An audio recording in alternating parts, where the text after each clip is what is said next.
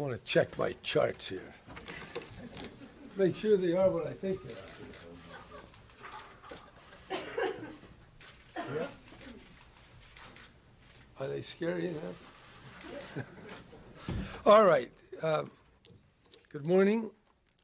First of all, I want to say that over the past 4 years, California has increased spending by billions of dollars for education, for health care, for child care, and other anti-poverty programs. In the coming year, I don't think even more spending will be possible. And the reason is very simple. We've got ongoing pressures from Washington, and the economic recovery, it's not going to last forever. So when we look at the big picture here, California has spent enormous sums of money, particularly in education. The increase is phenomenal. Secondly, on anti-poverty programs alone, we're spending on an annual basis $19 billion more than we were 8 years ago. So there's been a lot of spending. But as we all know, in California, we don't live in a fixed world of straight-line revenues that keep rising and never go down. They go up and they go down. We've had 10 recoveries and 10 recessions since World War II. And the challenge of sound government is to manage wisely, manage compassionately, but nevertheless manage the resources so we don't do the start, stop. And it is very cruel to promise people a spending program and then pull the rug out from under them. And that's precisely what's happened in previous administrations. And we're trying as much as possible to keep us on an even keel. So that's where we are. And I want to explain some of the charts that make this very visible. And some of them you've seen before. And sometimes I think, does anybody really look at these and take them seriously? The first one is our famous chart. Now, we got a little red there, but it's not really red now because through our cuts, we have made that nice. So, but nevertheless, it's not a big black line. And here's one of the important points. And this is not rhetoric. This is just history. When you look at all that red and you compare it to the black, the red outweighs the black. The surplus outweighed by deficits almost 7-1. So that means that however things look, however good you may think they are today, that's the world we inhabit. It has not been changed one iota. That is reality. So down the road, this will come back. And therefore, you've got to build up your surplus. And we're doing that in the form of the rainy day fund. And so that's all good. On the other side, saying something very similar, we have the picture here. And the story is, here's the longest recovery on record. Longest recovery. Here's the average recovery. So now we're right in the middle here. In 2 more years, in June, if we're not in a recession, it'll be an historic first since World War II. So the odds are that we'll be in a recession. And when we are, the money drops. And according to our finance man, Mr. Cohen, and his band of analysts, a recession of moderate intensity will drop the revenue $55 billion over 3 years. So that's why you get those red lines. Now, when that happens, I probably won't be around, or I might be around. But I'm trying to set the stage because I think we've had a long period where we don't think about the past. And one of the things that you do when you're 79 is you think a lot about the past. Now, we also try to think a little bit about the future, but I want to balance that. So there's the past, and there's where we are, but sooner or later we're headed down. Now, that's not all, guys. We have other charts here, so we have more to... There it is. Now that's a lot of red. That is what would happen if the Senate goes along with the House and passes that repeal of Obamacare. That's really bad news. And if you say, now what are you going to do? You're not going to get an answer because what we have to do is ugly. And no one wants to take that up yet. So what we're doing is we're going to fight it as hard as we can so that doesn't happen. So that's that. And on this one, I don't know if well, I'll show you that. This is good news. That's where education has been going. So when you hear people saying we don't get enough money, that's real money. And the spending has gone up far more than anyone ever imagined, both because of the tax increase and because of the extraordinary recovery and the way California collects revenue. So one more story here. I don't really want to even bring that up, but if you ask, this is if you ask me a question, I'll show you what that's like. All right. Any questions? Governor, you're touting your increases for school funding. Are we doing enough? I know, and I hesitate to do that because it's inconsistent with the boards on this side, which is supposed to scare people into not spending a penny more. What was your question? Are we doing enough to make sure the money that we've invested in disadvantaged students through the local control funding formula is actually reaching them and increasing services and improving their outcomes? Well, remember, under the principle of subsidiarity, we want local democracy to function. Just like we don't go to the UN for everything, and we don't go to Congress for everything, we do things at the state level. Similarly, we don't do everything at the state level. We expect local government. School boards are democratically elected. The local accountability plan is written by the local Office of Education, and that is where the action is in terms of accountability. The state always is overseeing it, and the state board hears every month from people who have their concerns, and we'll continue to look at it. But we want the activists, we want the parents, the teachers, to go to their local boards and put the pressure on them using the transparent local accountability plan. That's the way we have it. Now, it is true that many advocates would prefer to fly to Sacramento and stay at the Sheraton, because it's a Union Hotel, and then make all their advocacy. We want them to go to the local. Just they can drive their own car and park in the local parking lot and argue there. So, but if there's something that we need to handle, we will. And I think some state authority is appropriate. For example, charters are given by local school boards, but the state can reverse that. Well, that's where the state has to step in, and there may be other roles for the state to play. Governor, your budget calls for $50 million. $50 million from Yes. Given that and given the audit, do you still believe that Janet Napolitano was the right person to run the UC system? Well, I'm not in the business of opining on my colleagues. So most people think she's doing a pretty good job. And that's certainly the view of the regents, and I think a lot of others here. So I have my issues with the university. I think their salaries are way too high, particularly the administrators. I don't see why they get their finance person compared to our finance person. It's like 2 or 3 times difference. So I do think there's some modesty of remuneration which should be picked up. And I put the $50 million in there so we can hold their feet to the fire, and that's the way we'll and Governor, hopefully enforce the audit recommendations. What reforms are you seeking specifically from UC before you would release those $50 million? Well, it's what the auditor said, and we will. There's a number of them. They have to make some reports and create some transparency, and we'll keep the money until they perform to the auditor's satisfaction.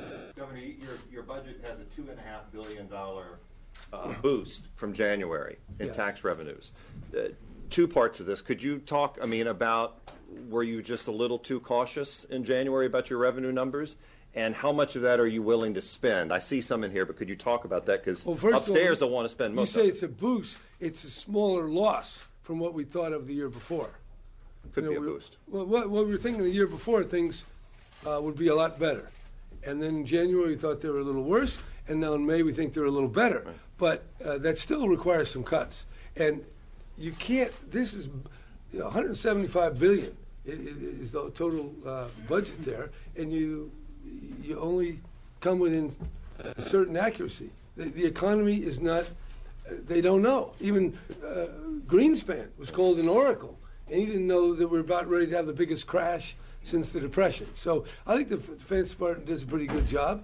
We made our estimates, And if your question is there some more money to spend? Well, I'm sure the legislature is going to. Well, you make some concessions. You've got child care provider rates that you've made you've some. changed on, the county's money, the CCI thing. Yes. So there are some concessions to some of that in this budget. Right. So what's left? I guess what I'm saying is, how do you say that's it? What do you? We always do, and then we add a little more. That's kind of the way it works. When I look at this thing down here, I mean, if it wasn't for having to work with the whole spectrum of colleagues and players here, I might be even more fiscally restrained. But I'm trying to make things work for everybody, and so we try to accommodate where we can. But make no doubt about it, cuts are coming over the next few years, and they'll be big. Governor, what is your contingency plan? What? Speaking about it, what would you like to happen with the Board of Equalization, and how far do you want to go in changing its structure? Well, I think they've got themselves into a mess there, and we've put in some controls, and now we're working with the legislature to come up with some changes that'll make sense. I think those are details to be worked through, and we're doing that right now. Do you think the Board of Equalization should still remain a Well, constitutional office? we're or- always ready to dust off the old idea where we combine the financial institutions into one agency, but that has always been a non-starter for decades. So I think we should reform it as much as we can.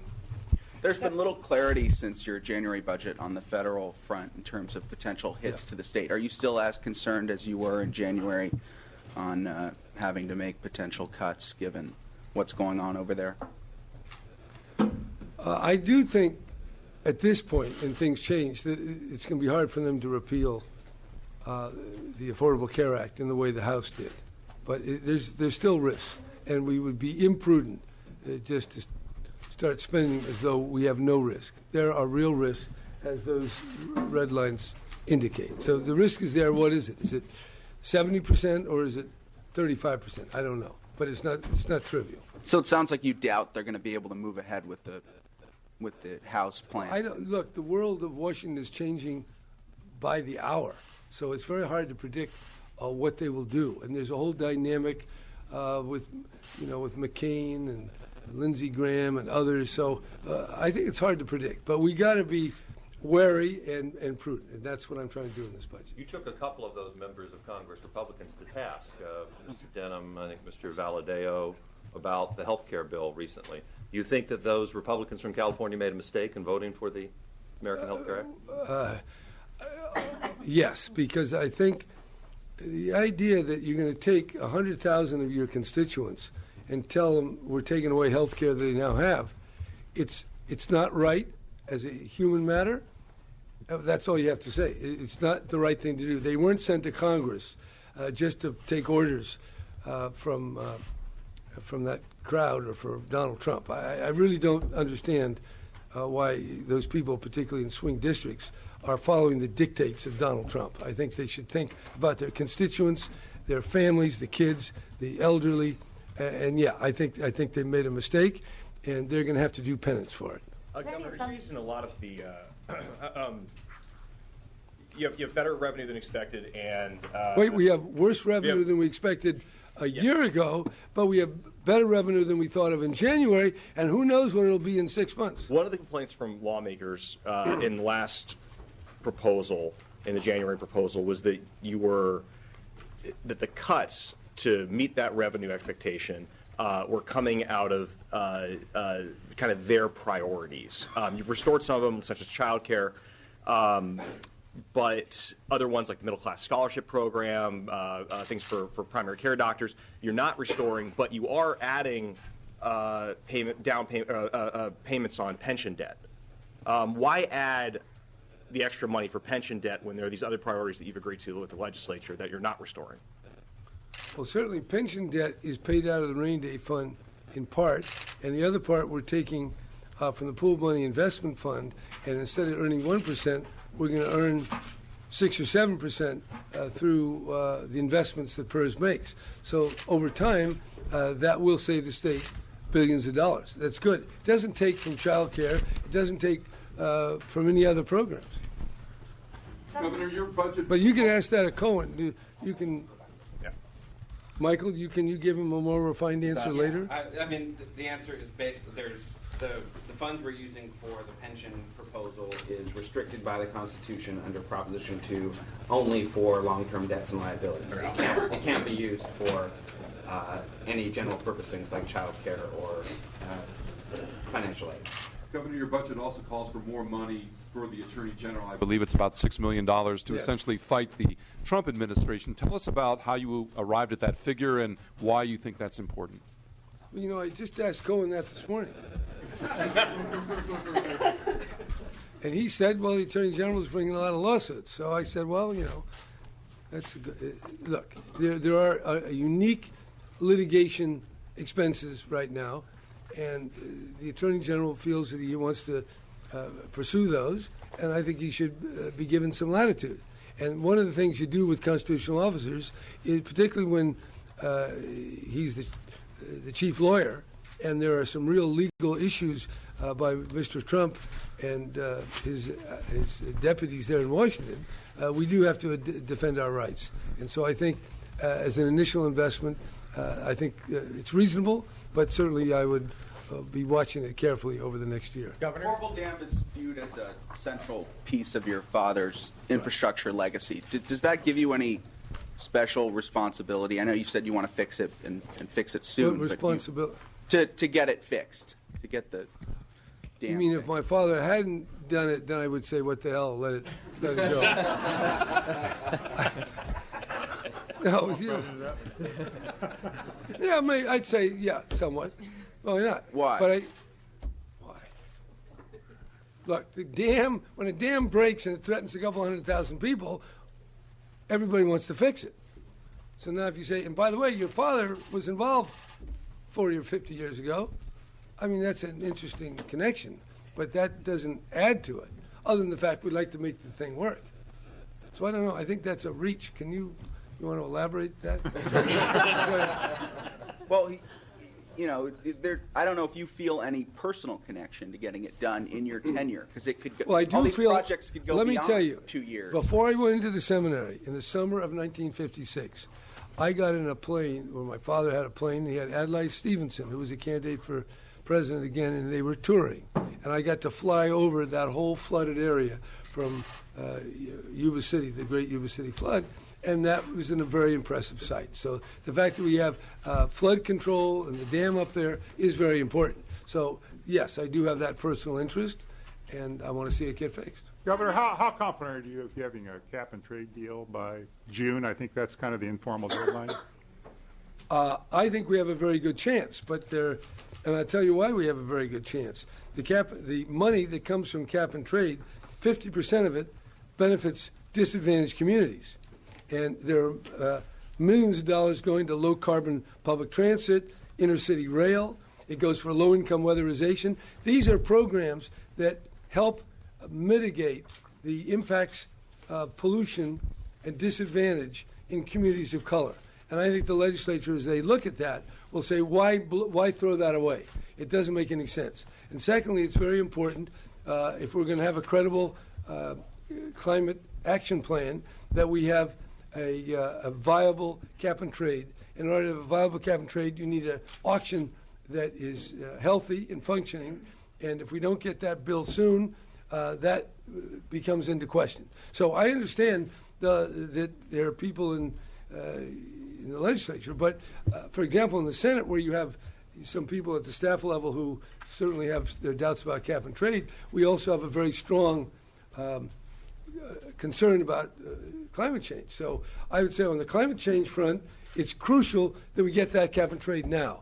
On the point of environmental justice, it's also crucial. So those are very powerful forces. And also we're finding that business and others that have been reluctant before are joining. So I think the constituency is getting bigger, although there are a number of legislators who are not there yet and who are raising questions. You need virtually every Democrat in the legislature to vote for it unless you get some Republican votes. Well, you think you can get that? I don't rule out getting some Republicans. I do think that's a possibility, but I would like to make sure we get the Democrats. I mean, I don't think we should turn our backs on the low-income communities of California by destroying millions and millions of dollars that they're now slated to get, but will not get if the cap and trade is destroyed. Governor, you talk regularly about the need Wait, for- she hasn't had a chance yet. What are your plans for Medi-Cal in the event that Trump Care passes and the state loses? That's what I just said earlier. But in terms of specifics about what would happen Well, to the people look, enrolled,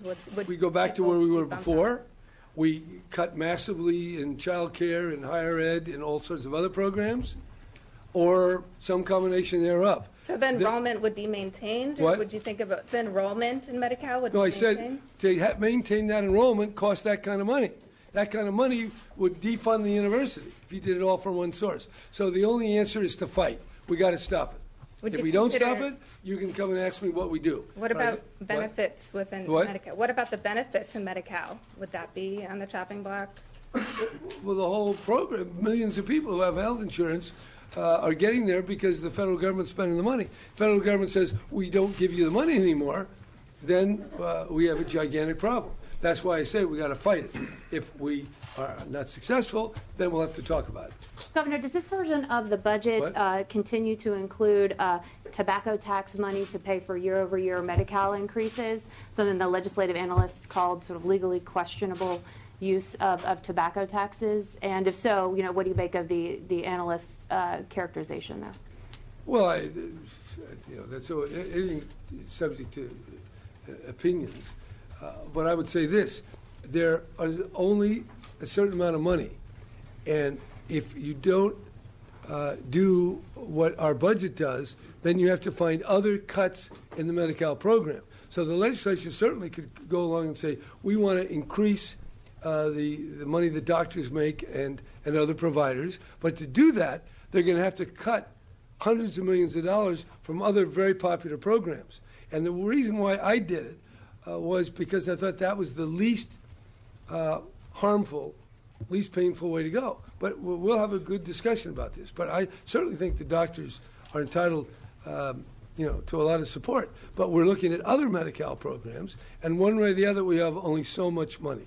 I used to say there are only so many cookies in the jar. Now, if they don't like, one kind, they'll have to look at another kind. So we're certainly going to talk to them about it, and I think the judgments we made were good. But you never know what people will be able to persuade me of. Do you think that would harm your attempts to go to the voters later if they lose faith in the fact that the taxes or the increases that they're voting for? Well, they're going for Medi-Cal, and there is flexibility in the way they wrote that, and we're just trying to use the money we have in the best way we can. That's all. And by the way, it would take cuts, whether it be of child care or the dental program or money for the children that are now getting it from undocumented parents. Where are you going to get it? The money there was a little more money, but remember the deficit we're looking at was in the $5 billion category. Now it's $3 billion, so we have to have those cuts. Governor, last year you had a major housing proposal in your May revise. This year you don't. What's changed? Well, what changed is that we were unable to get the reforms that were the condition of spending the money. And I don't think we should throw money at the housing problem if we don't adopt real changes that make housing production more efficient, less costly. So, and we got to do that first. Do you have any optimism that something along those lines might happen this year? I think it's always difficult because the people rail against red tape, but they become very accustomed to it. In fact, they even become addicted to it. And so it's always hard to unwind, and that's where we are. Governor, are you comfortable modifying the cap and trade program so it addresses air quality issues as well as greenhouse gases? Well, we're looking, there's a couple of different bills out there in the legislature, and we're talking to those authors, and we want a cap and trade system that will work, that will provide the funding, and that will reduce pollution and greenhouse gases. That's true, and so there's flexibility there, and we're looking for that. But at the end of the day, cap and trade means that someone who can't achieve a pollution reduction has an option of paying somebody else who can achieve that reduction of CO2 or greenhouse gases cheaper. And you have to maintain that element although there's certainly plenty of room for reducing pollution in low-income communities as well. Are you referring specifically to? Are there some cuts in the revised budget that were not in the January budget? And Revised what? Are there some trims in the revision that were not in January? Well, I don't think so. No, Cohen is shaking his head. Governor, what's your view of the president's tax plan, and the reforms he's proposed, and how do you? Well, first of all, the tax plan in the Trump Care Act was a massive giveaway to the most advantaged people in America. So that was an abomination. Secondly, this idea we're going to have a massive tax cut and have $1 trillion infrastructure program and have 175 bases throughout the world, and we're going to solve all these problems, and we're going to end cancer and have a moonshot to do so, is absurd. You need money to do real things. Otherwise, it's basically a fraud on the people. So I'm dubious that there's big tax reductions afoot. And certainly the people who've been getting wealthier and wealthier should not be the ones to receive it. The CEOs used to make 20 or 30 times more than their average their employees. And that's measured in various ways. Now it's 200 or 300 times. And so the people, the top is globally. This is why we have disruption all over the world. And we don't want a Trump tax program that exacerbates the growing disparity and income gap that is undermining American society. So, and I think we need money. You can't reduce the funds that we need. The cuts to all sorts of these programs, it's not going to work. And then if they want to apply this idea, reduce taxes and magically the economy grows. I think it's been described between voodoo economics and a riverboat gamble. That was what Bob Dole called it. So I don't think it's improved in the time since then. Governor, those comments were made. Governor, you're talking about often about the need for to cap greenhouse gases and fix that. Yeah. But on the you're other going to hand, ask me about fracking. I know. How did I know that? Yes, well, because I'm well briefed. That's why. You are well briefed. How do you talk to the environmentalists who say that doesn't square with all your other concerns? Your refusal to ban fracking in California. Look, California and my administration has a more aggressive program to reduce pollution and greenhouse gases than any other jurisdiction in the entire Western Hemisphere. I haven't heard anybody else talking about seriously cutting oil 50%. And the key is to cut consumption. We must reduce the amount of oil, which is now over 330 billion, 330 billion miles, mostly on oil and gas. That's 14 billion gallons of gas, 4 billion gallons of diesel. That has to be reduced by lower carbon fuels, by electric cars, by other efficiencies, and that's the key. And as we bring down consumption, we can bring down production. But remember, California is only providing 30% of its oil consumption. The rest come in ships mostly, but also increasingly in trains. And to say, okay, we'll reduce California production from 30% of our needs to 25%, and then we have to increase by that 5% the oil coming in ships and trains. I don't think that makes sense. I believe reducing consumption is the key, but certainly further changes in our fracking laws are not off the table. I mean, this is an administration that is very seriously concerned about climate change, air pollution, water contamination, and all the rest. And as we work through our agenda, I would take anything off the table in what we're prepared to do to make our state sustainable, cleaner, and more healthy. Governor, in January, your budget called for appropriating millions of dollars for state office buildings, renovations, including the state capitol. It appears that that is no longer in the May revise. Tell us why. Didn't have the money. And you can ask Cohen about that. But we didn't have the money, so we had to defer that. But these buildings do need to get fixed, and that's a very good investment. What I try to do is put things into more one-time costs as opposed to locking ourselves in to these large this large spending that will then just have to be cut back later. Governor, does this budget include any presumptions of losses of federal funds based on, the president's request, the president's, No, budget it doesn't request? presume any losses, but it certainly recognizes that they may occur. And that's why we're wary, and we don't want to go any further.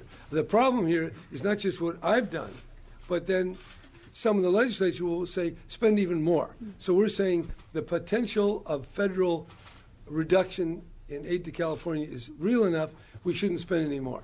If anything, some people will say maybe we're spending too much. But it's I thought, a good balance. Governor, on college affordability, there's been several proposals that have been more sweeping in terms of tackling this issue. Millionaire's tax for tuition-free college, debt-free college. We have a millionaire's tax, don't we?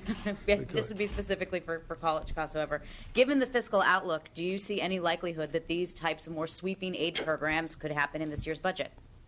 Well, we have the idea of health care, to make that available as close to free as possible. And now we want to apply that to education.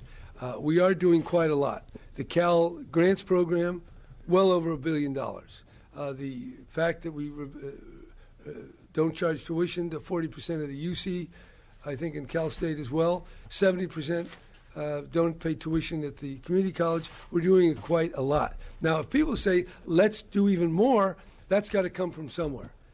Then you could say college is more important, child care is less important. Now, nobody would say that. But there's only so many cookies in the jar, unless you can go get another tax. Now, we already are taxing at over 13%. That's a lot higher than Nevada, which is 0. At some point, you have to be careful about that. Also, it makes it very volatile.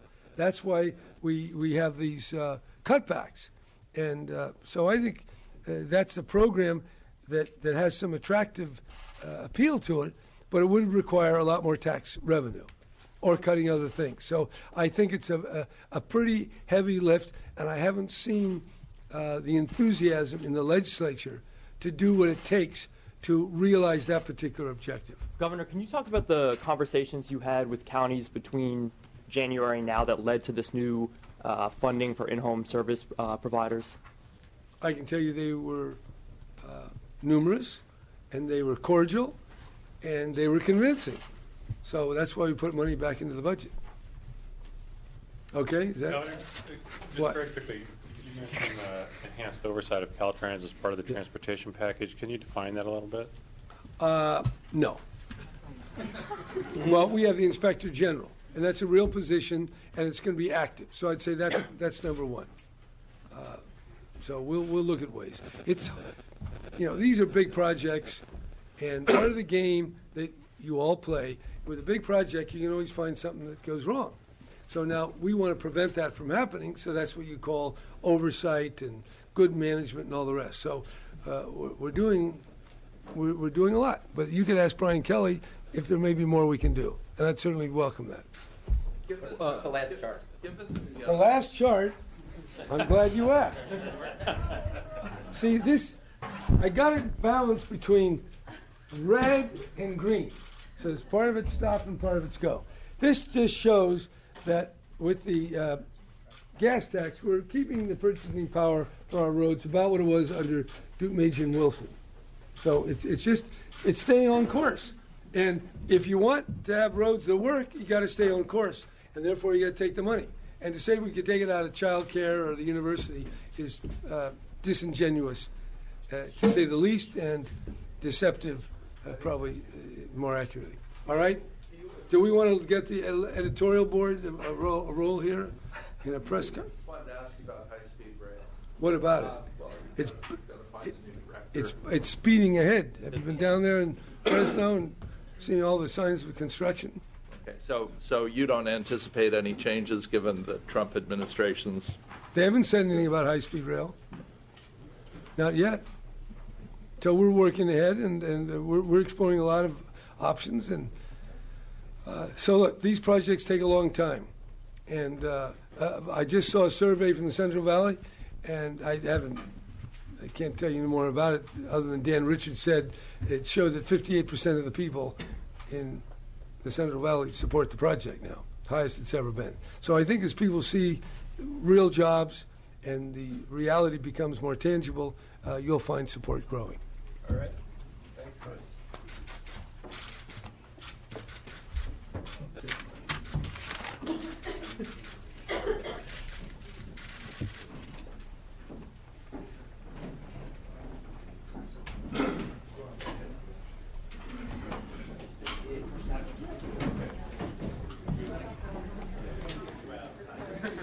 Good morning, everybody. I'll just give a minute for the room to clear.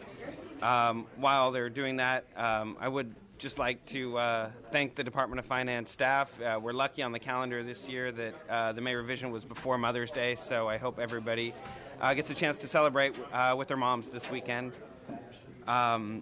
With that, why don't I hit some high-level numbers, and then I'll come back to a couple questions that you had and open it up for more. So the proposed general fund budget in the May revision is $124 billion, an increase of 1.4% from the revised total for 2016-17. For all funds, if you like using that number, the budget total is $183.4 billion. That's an increase of 4.6%. In terms of the state's rainy day fund, under the May revision, the total rainy day fund balance would be $8.5 billion at the end of the upcoming budget year. That's 66% of our constitutional target of 10% of state revenues. What's that? In terms of our revenue picture, just so everyone's clear, when the governor talked about compared to last June, that was the revenue forecast included within the 2016 budget. In January, we were down $5.8 billion from that. From the June budget, we're now $2.5 billion above the January number. So on net, we're still $3.3 billion below where we thought we would be a year ago on our revenue picture. As you can see over here, the Proposition 98 minimum guarantee is estimated to be $74.6 billion. That's up by over $1 billion since January. And with that, we'd have the funding to increase the local control funding formula's implementation to 97%. So with that, let me turn to the supplemental pension payment that we are proposing. It is a $6 billion payment on top of our regular payments to CalPERS. We work closely with the state treasurer and his staff on putting this proposal together, and I really appreciated their expertise. The $6 billion comes from a cash flow fund that they control. Basically, any surplus money of state funds at any one time is in there, and it's invested in conservative short-term returns, so that in general it's earning about 1% right now. We would take a loan from that fund, provide it to CalPERS to pay down our unfunded liabilities. So there's a $6 billion extra payment over the next 20 years by basically leveraging their investment strategy that's targeting a 7% growth. We're able to save $11 billion. In terms of the effect on the rest of the budget, the general fund share of the payback of that $6 billion, which is roughly half, will come from Proposition 2's dedicated funding stream for debt paydown and long-term liabilities. So it's constitutionally restricted for those purposes, isn't fungible with any other general fund program. In terms of the special funds who pay the other half, basically they'll pay back this loan over time, but the cost of paying back the loan will be substantially lower than the cost they would face if they were forced to pay higher contribution rates. And so on average, by putting this extra $6 billion to CalPERS now, we are able to lower our long-term contribution rates to CalPERS by an average of 2.1% of payroll. And so that's where we get the the state savings of $11 billion over the next number of years. Michael, is that Yeah. 7%, is that assumed earnings or is that actual earnings? Is That- that a project? That's the projection based on their current discount rate, that over a 20-year period, they're forecast to earn 7% on their investments.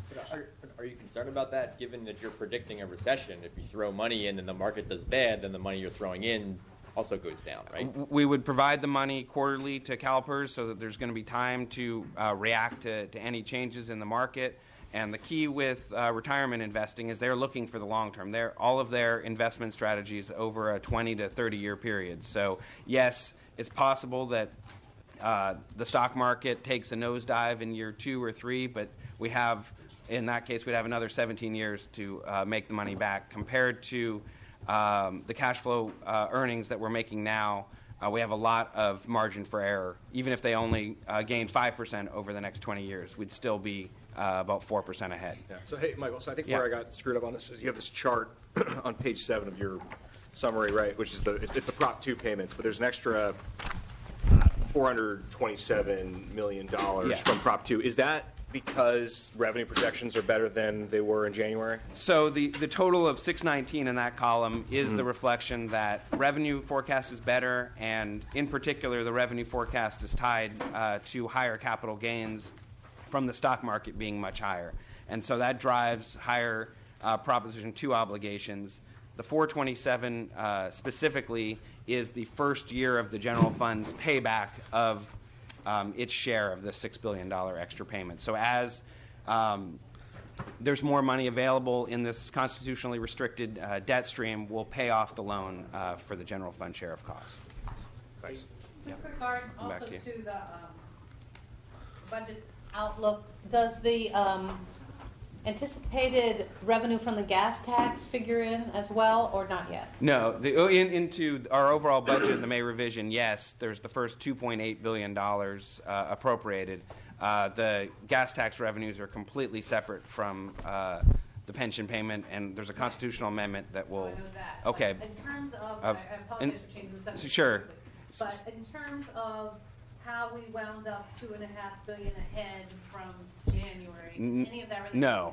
The $2.5 billion is all general fund revenues, which is primarily the income tax, the corporation tax, and the sales tax.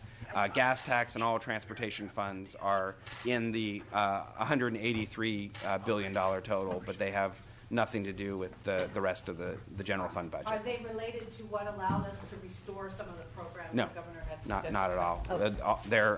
Every dollar raised by SB1 is going to transportation-related programs, and that's what the Constitution. Well, But then it could come out, but general fund money then wouldn't have to go there, right? We don't generally put general fund money into transportation. We have occasionally over time, and it's only lasted generally a year or two, and then we reverse course. That's one of the reasons we put such an emphasis on a dedicated funding stream for transportation, that if you rely on the general fund, there's no ability for transportation planners to look ahead and know how much money they're going to have for projects. And so SB1 provides a stable and knowable revenue source so that we can deliver projects much more smoothly and at lower cost. I can imagine our PolitiFact reporter jumping on all the money goes to transportation, right? Because some of that money goes to funds that, like, the Parks Department uses. And that parks allocation is part of pre-existing allocations from the gas tax. They were tied to the fact that parks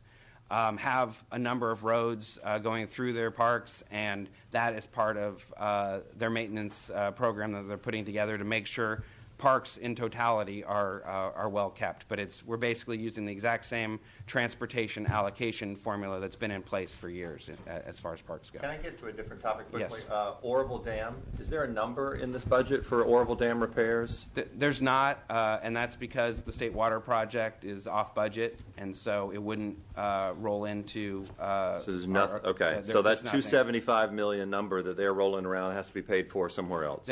We're doing our best to get as great a share of that, of whatever the dollar amount ends up being, and it will be hundreds of millions of dollars from the federal government. That's obviously our first priority, and the U.S. government's been very helpful so far in terms of providing assurances of reimbursement. Any remaining costs are through the State Water Project and water users on a user charge system paying back those costs. Michael? Yeah. The Chief Justice put out a statement a little while ago calling the funding for courts neither fair nor just based on the revise. I know that they feel like they've done a lot of work that you wanted them to do on efficiencies, moving judgeships, trying to save money. They're not feeling the love. What's going on with the court's budget? It's basically the same budget that we saw in January, whereas other areas of the budget in January we're seeing cuts. The court system was basically on a status quo budget. We've maintained that status quo funding level for the May revision. There are no cuts proposed for the court system as there are in a number of other areas. The Chief Justice did convene her commission on the future of the courts, which has now completed its report. A copy is on my desk to dig into as it is with the Chief Justice. So we're very much looking forward to, over the coming months, figuring out how we can take those recommendations, implement them, ideally find some savings within greater efficiencies in the court system, and then we're always open to conversations about adding more money, but as the governor said, if you put more money into the courts, it's coming from somewhere else, and so that'll be a trade-off in perpetuity for our justice system. Yeah. Michael, go there. The budget identifies several potential threats to federal funding for Planned Parenthood cuts, cuts to Medi-Cal under Trump care. Have you guys added up how much that would amount to? This chart here is, if will swamp any other. But is that just to Medi-Cal? This is to Medicaid, yes, and Medi-Cal in California. Okay. And the bulk of these costs are general fund. There would be hits on that in those totals to the rest of our healthcare system. You would be able to add some hundreds of millions or even $1 billion, but when you're looking at a $25 billion cut in federal funds, this is the big ball game in the budget side of things. Obviously, on tax reform, some of the things they're talking about would be extremely significant as well. Yeah, I was just wondering if you guys have added up all of that because you've identified more than just the cuts to we haven't at this point. Could you explain PUC changes? Sure. So there was a series of bills last year in terms of reforming the Public Utilities Commission. One of the outstanding issues that the governor mentioned in one of the pieces of legislation was that he wanted to come back to transportation regulatory functions. So we have a series of proposals outlined in the budget to move some of transportation regulation away from the public utility commissions to other state departments and local departments that we thought could do it either more efficiently or better for public interactions, better service quality, and it's an issue we're continuing to look at. So what specifically, like TNCs, or which of the transportation? Let me point you to. It says private carriers of passengers. Yes. What does that mean? I mean, there are lots of things that. Sure. Yeah. Why don't I have HD follow up with you on the specifics? I mean, do you think that proposal is roughly in line with the deal with lawmakers last year that fell through at the last minute? We think it's significant, but that there may be more work to be done, and we're working within the confines of constitutional, authority for the PUC. Going back to Medi-Cal, can you run through a couple top-line numbers, about the same as the revise, some changes? Sure. The Medi-Cal budget, as the governor says, is somewhat volatile. Its overall expenses are expected to be lower in both the current year, the year that's just finishing up, and the upcoming budget year. We're down $620 million of our estimate in the current year, and down $536 million in the upcoming year, and that's on the general fund side in a budget that's roughly $20 billion. Okay, anything specifically in the changes from January to now? There are certainly some on the margins policy changes that are outlined in the budget. But overall, it's the big picture is we're continuing with the Affordable Care expansion. We're continuing to add service for the undocumented children within Medi-Cal, and we're continuing to fund the managed care plan rate increases that are part of the Medi-Cal system. Yeah. Just to be clear, regarding the middle class scholarship program, the governor hasn't budged on his interest in getting rid Correct. of it, right? We're still proposing to phase it out, and anyone who's already in the program would continue throughout their college years, but we wouldn't provide new awards. Some higher ed advocates have said, okay, middle class scholarship doesn't work great. We're not serving the people that we intended to serve, but let's move that money back into, competitive Cal Grants or something else. Is there any interest in doing that? We did something similar in terms of the private nonprofit universities that were scheduled to have a reduction in their Cal Grant awards. So we are providing $8 million in the budget, contingent upon those universities and colleges hitting some key targets that the state cares about in terms of enrolling more low-income students, expanding online education, and making it easier for community college students to transfer into California schools. So we have been very focused on providing financial aid to the lowest income students, and I think that's a good example of how we're doing that. So can I ask you? Go ahead. See those two things as a trade-off. Absolutely. Every dollar we spend in Cal Grants is another dollar we can't spend in the middle class scholarship or another higher education program. When the universities raised tuition earlier this year, they drove up Cal Grant costs by roughly $50 million for the general fund. So that's $50 million less we have to pay for something else. So let me go back big picture for a moment. Disabuse me of the notion that we would say the deficit you projected in January is no longer there.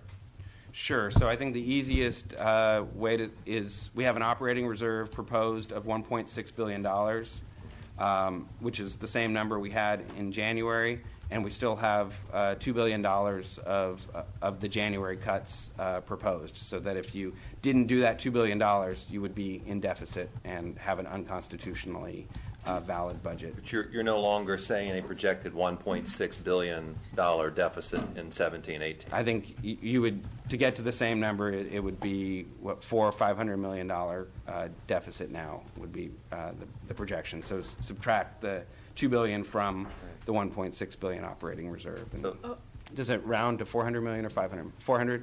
So a roughly $400 million. So an apples-to-apples comparison to what you were saying then would be $400 million. Correct. Not 1.6. Yeah. But it's not a deficit, it's like only would be a deficit if you don't. If you didn't, right. It's the same thing in January. The governor's not going to come out with a budget that here, this was the one from January. He's not going to come out and propose, well, we're just going to a deficit spend. It's unconstitutional and fiscally irresponsible. So you propose corrective actions. So same thing now, that if you want the answer on why are there still cuts in this budget, it's because we don't have enough money to pay for all of the programs under existing law, so we have to make some adjustments. You mentioned earlier the court's budget is essentially unchanged since January. I just want to clarify that applies to the budget asked in relation to dependency counsel and legal aid. Correct. Okay. Correct. Thank you. Yeah.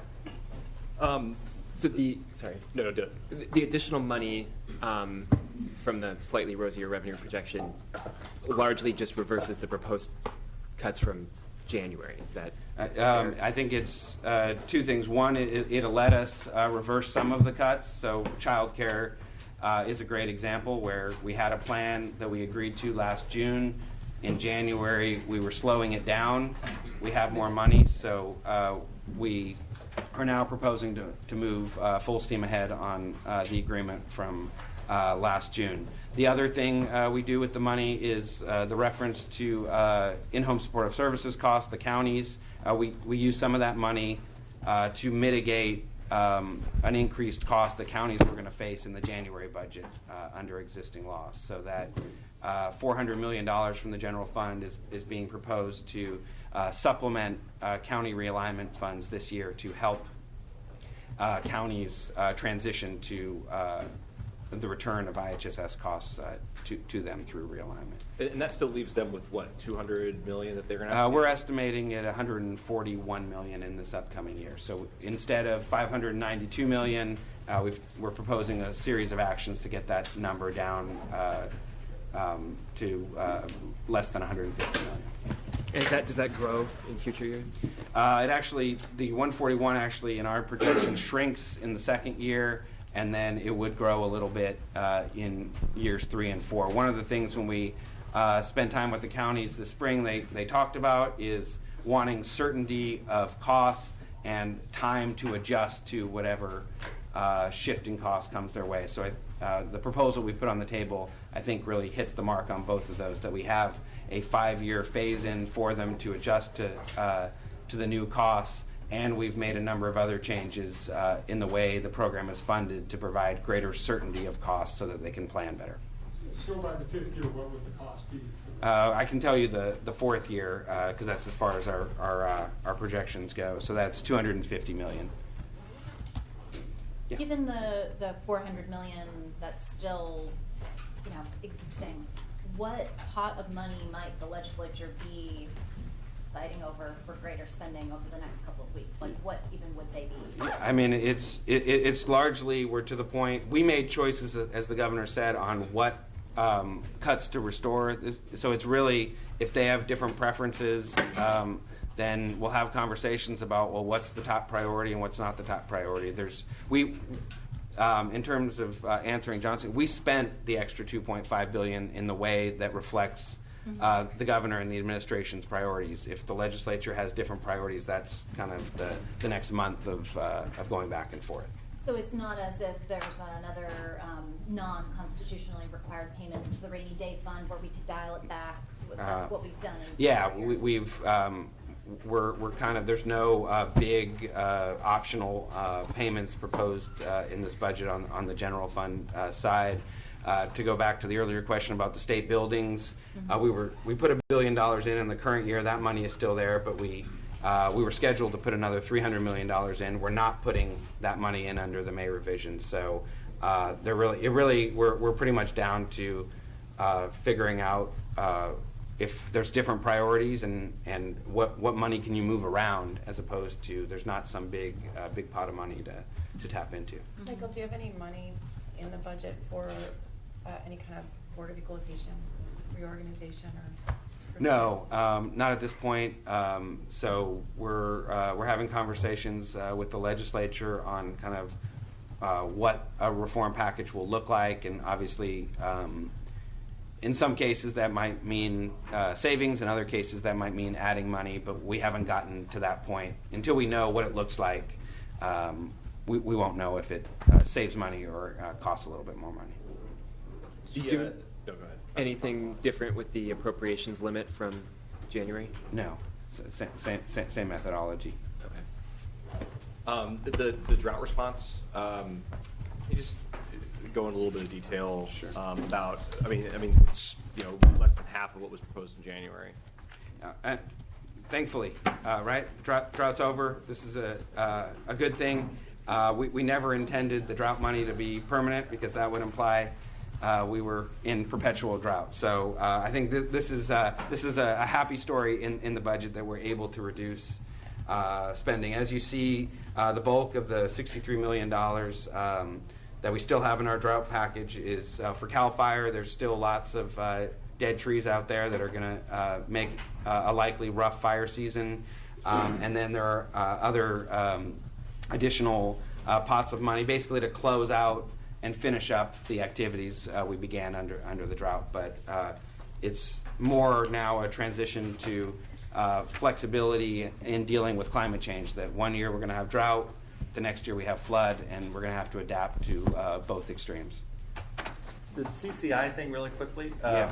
How many years does it take to get down to the state scratching it off the books or being, because in January you were going to go in 1 year, right? Down to whatever the 600 million number. Yeah. So how many years now? So we do a 4-year step down in our general fund support, but the 4th year is an ongoing amount. So we provide $400 million this year, $330 million, $200, and then $150 million would be an ongoing contribution. So no longer would it be wiping it off. It would That's be right. a We would have- long-term. We'd have a long-term commitment to counties and to help them address their IHSS costs, yeah.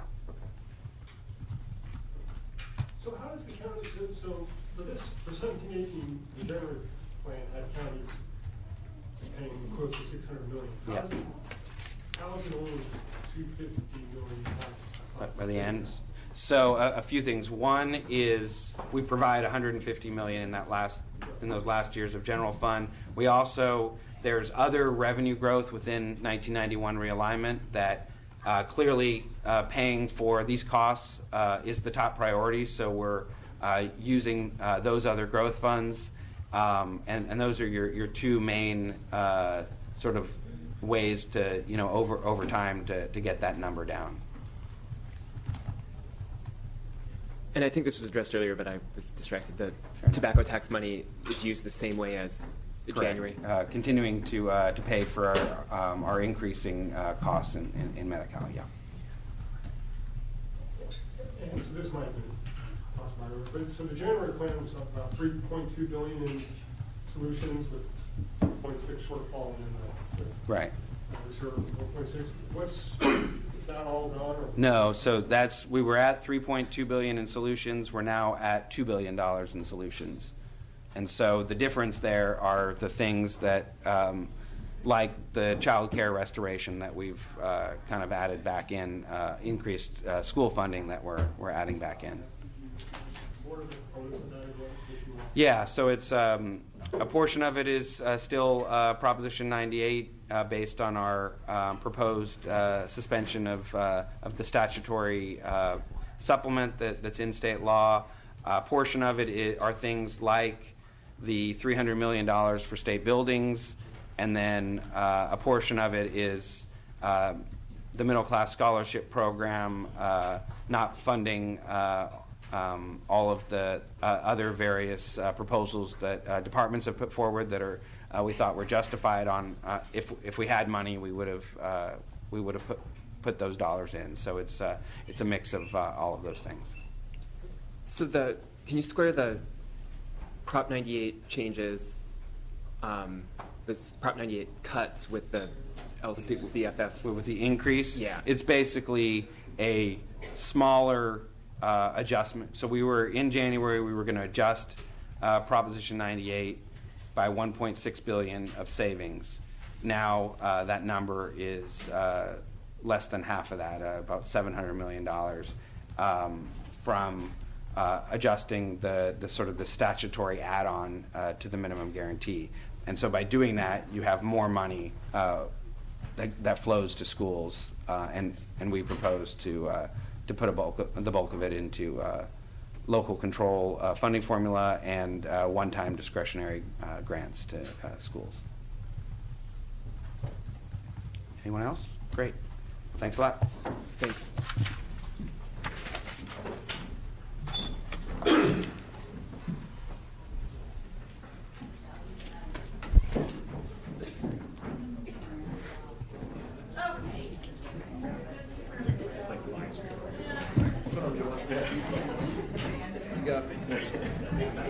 Was pulling out.